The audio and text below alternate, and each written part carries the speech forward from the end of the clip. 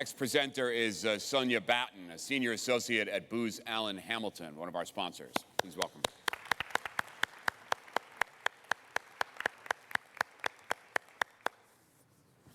Good morning, everybody. I'm so excited to be here and honestly could not have had a better introduction and segue into my talk than what we just heard from Nadine. I'm a clinical psychologist by training, and my specialty is working with individuals who have been through traumatic events. I've been doing that for about the past 2 decades, and I've had the opportunity over those 2 decades to be honored by having individuals with all sorts of traumatic backgrounds open up to me and share their stories, share their experiences. I've worked with military veterans for years and years. I've worked with sexual assault survivors, child abuse survivors, torture survivors, you name it. I've sat in a room and had somebody share their most painful experiences with me, and it's been one of the most amazing things that I could have ever had happen in my life. I've been interested in trauma since I was in college, and people will often ask, why are you interested in trauma? I think sometimes they're looking for, maybe is there some story from my own background that fuels my interest? It really started when I was a junior in college. I was at the University of Georgia, and I had the opportunity, I was a psychology major, to spend a semester doing an externship at a locked psychiatric ward in Athens, Georgia. And basically, as a junior in college, you don't know how to do anything that's particularly useful on a locked psychiatric ward. I wasn't trained to do anything. But what I could do was listen. I could listen to the patients who were there. I could read their charts. I could sit in staff meetings and try to understand how these people got to where they are. And what I heard as I listened to those individuals and their stories was, regardless of what their presenting problem was that brought them there, almost everybody who was there had some sort of history of trauma in their lives. Especially the women seemed to talk especially about childhood sexual abuse, domestic violence, rape, but really so many of the people who were on that unit had a history of trauma. And it got me thinking. I mean, I certainly knew that traumatic events existed. I wasn't naive to that. But it really opened my eyes to the long-term problems that those experiences have the potential to set in motion. And I remember as I started to become interested in this, 1993, 94, people would ask, like, gosh, I remember a specific person asking, why would you want to, focus on something so depressing? It was a different time 20 years ago, a very different time. And so this point about, can we work on increasing awareness, I think we are in the process of doing that. As I started to learn about trauma, you want to sort of understand even what does that word mean? Etymologically, the word trauma comes from ancient Greek, and it means wound. And initially, it was used in medical terminology to refer to physical trauma to the body. It was really in the late 1800s that word started being applied to what we now consider psychological trauma or psychological wounds. And so these days, if you'd sort of watched media coverage over the past 2 decades like I had and paid attention to how much we talk about trauma, or now the specific term post-traumatic stress disorder, you might, if you watch the media, sort of think that PTSD, post-traumatic stress disorder, and reactions to trauma, this is something new, or it's on the rise, it's really increasing. How many of us are traumatized? And I would say there certainly is increased public awareness. And there's some truth even to the idea that post-traumatic stress disorder is a relatively new diagnosis. So it wasn't actually until 1980 that the Diagnostic and Statistical Manual of Mental Disorders, that's the book that gives all the diagnostic criteria for mental health conditions, it wasn't actually added to the DSM with that label until 1980. But the symptoms have been identified and described long before that. This mosaic that's up on the slide is of Alexander the Great. Alexander the Great actually worked with a colleague and wrote a case study looking back at the evidence of what we know about Alexander the Great, who had a decade of successful but very, very bloody combat, and whether or not perhaps even there's evidence that Alexander the Great might have had post-traumatic stress disorder. And there's recorded evidence of these sorts of phenomena. If you go back to the writings of Homer in the Trojan War, in the Iliad and the Odyssey, if we look at the experiences of Achilles or Ajax on the battlefield in the Trojan War, or the experiences of Odysseus and the metaphor of his homecoming and how long it took for him to come home, and how when he came back, he felt that he was literally in a fog. And think about that metaphor about what it takes to reintegrate home after long combat. But over the course of time, over the past couple hundred years, in terms of the combat experience in the United States, we've had different words to refer to what's called PTSD now: shell shock, soldier's heart, combat exhaustion. So it's probably not a new experience. In fact, one has to assume that the experience of trauma has been part of the human experience for as long as there have been humans. But I want to be clear that combat's obviously not the only stressor that can lead to PTSD. Sexual assault, physical assault, child abuse, natural disasters, witnessing something horrific, being in some sort of accident, all of these things and many more can be considered potentially traumatic events. So what do we know now about trauma that perhaps we didn't know 20, 40, 60 years ago? Well, first of all, as you heard in the previous talk, trauma exposure is extremely common. At some point, statistically, almost everybody in this room will experience some sort of potentially traumatic event. But notice that I use the term potentially traumatic event, because we all may experience one of those types of events that can lead to post-traumatic stress reactions. However, developing a sort of diagnosable case of post-traumatic stress disorder is much less common. Most people recover naturally after a traumatic event. If you think about trauma being part of the human experience as long as there have been humans, well, people have been improving and getting past those experiences with the support of family, friends, communities, religious institutions. Again, this is part of how we as humans cope. But there is a substantial minority who go through a traumatic event and experience long-term symptoms that do not resolve on their own. That is what clinically we refer to as post-traumatic stress disorder. But the good news is that treatment works. There are actually effective treatments for PTSD. If you were going to get diagnosed with a mental health condition, PTSD is actually a pretty good one to get diagnosed with. We have several effective treatments for PTSD, primarily psychotherapies, actually. So especially if somebody can get to treatment early, it's actually not necessarily bad news. But even though there are effective treatments for PTSD, not everybody comes to treatment. And the sorts of barriers that are there for any sort of healthcare or mental health care are there in terms of logistical barriers. How do you get there? How do you get childcare? How do you pay for it?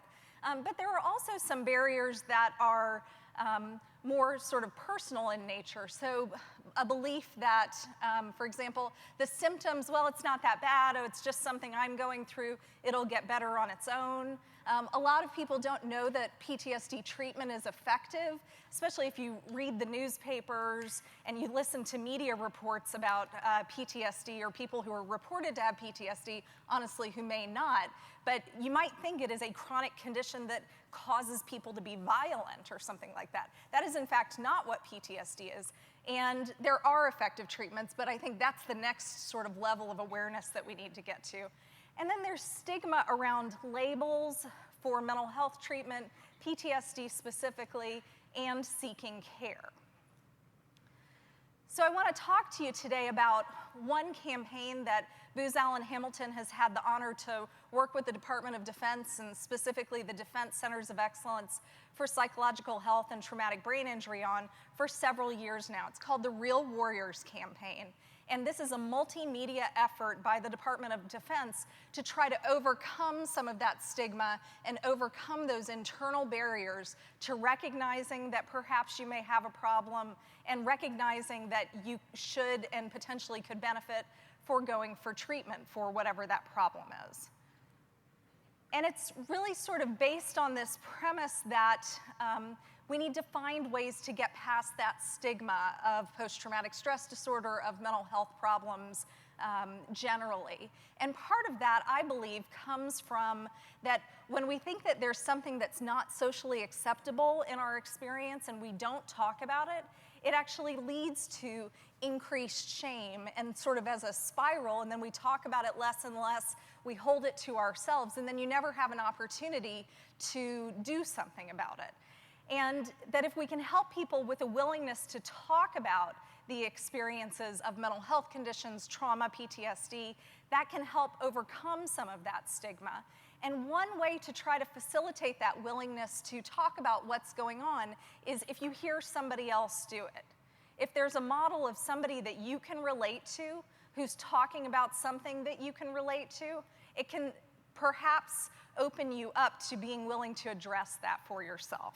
And we heard Kevin Kling on Wednesday. I wrote his quote there. He said, "Stories are medicine." And I really resonated with that. And so I want to show you an example from this campaign, perhaps, of how stories can be medicine. As we talk to service members about what sorts of things would be helpful to them to hear and might encourage them to acknowledge that they have mental health problems or that they could benefit from care, they told us 3 things as we held focus groups and listened to them. One is that service members want proof. They don't just want to hear a psychologist say, "Oh, I promise treatment is effective." They want proof. They want to see evidence that mental health treatment is effective. They also want to see examples of success. So there's a lot of concern, not just with service members, with first responders, police, all sorts of people worry that if they go for treatment, it's going to affect their career. So service members wanted to see proof that if they got care, that it wouldn't negatively impact their career. And they also wanted to see themselves. They said that the messages that they would be most able to relate to are those messages that reminded them of themselves, where they were able to see themselves in what they heard. So I want to show you one of these profiles now. This is First Sergeant Simon Sandoval, who has told his story as part of the Real Warriors campaign.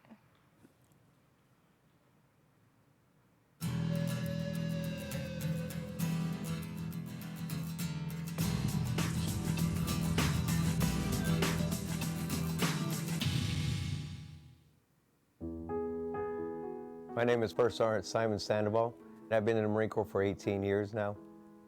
The first time when I was in Iraq, I didn't lose a single Marine out there. I went in with 48 Marines and then came home with 48 Marines. We had a big celebration, we were home, everybody was happy. I did my second deployment to Operation Iraqi Freedom 2, where my platoon had the big battle against the Mahdi militia for the Imam Ali Mosque for the holy city of Najaf. Some Marines in my platoon were seriously wounded, and 2 Marines were lost in combat. It hit me pretty hard. I would think about it, how did everything get so messed up? Was it my fault? Could I have done this differently?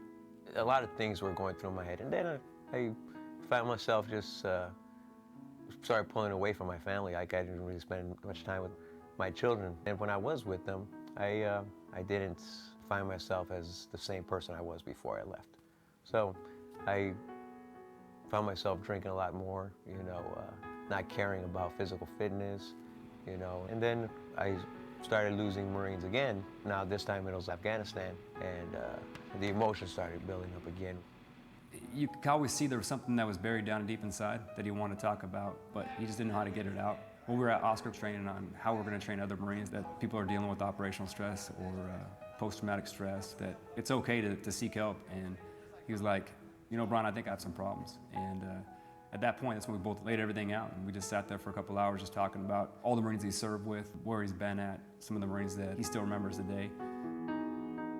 Sharing my experiences teaching Oscar training, it made me feel better.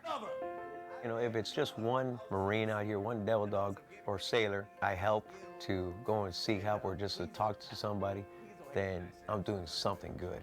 For him personally, it's therapeutic. And I think by talking about it, it helps. It helps him as a person. But on the flip side, the Marines he's talking to benefit as well. I think that helps them have some faith in the institution that if he can talk about this, then there's nothing that would stop me from doing it as well. And that if he was going to go get help, then I certainly could too. Having a CEO that I can go to and peers and friends that I've had for a long time, that's very helpful for me to be able to reach out to them. But they're there also to say, I got your back. The mental aspect of telling them about my experiences, I felt like the weight had been lifted off my back.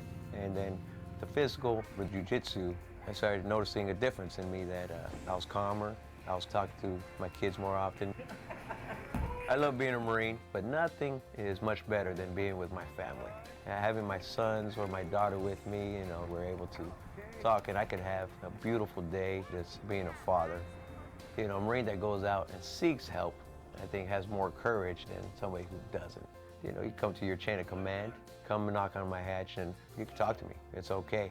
Talk to your chaplain. You have the vet centers here that are around your local areas. And there's always somebody out there to assist you and to lessen the burden that you've gone through in combat.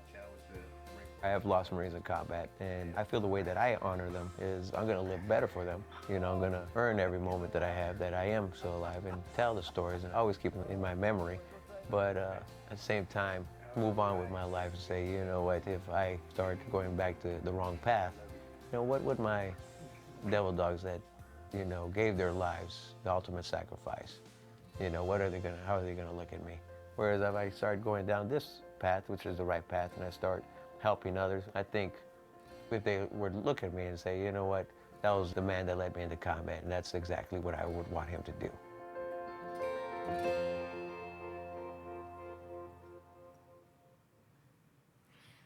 So I believe, I've seen it with my own eyes, that cultural change about trauma and PTSD is possible. The awareness is so increased compared to 20 years ago when people ask me, why would you want to do something like that? That seems so depressing.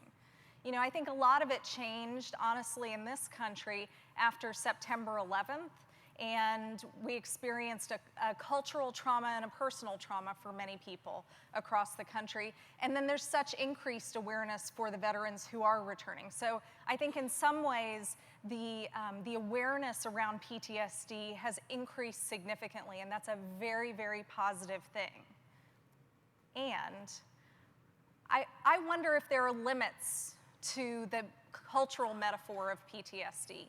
I wonder if we are now overusing that term. I wonder if we are sort of turning to this medicalized diagnosis as a way of validating that we go through difficult experiences and we are changed by those experiences. They are painful. They change us sometimes in ways that can never be undone.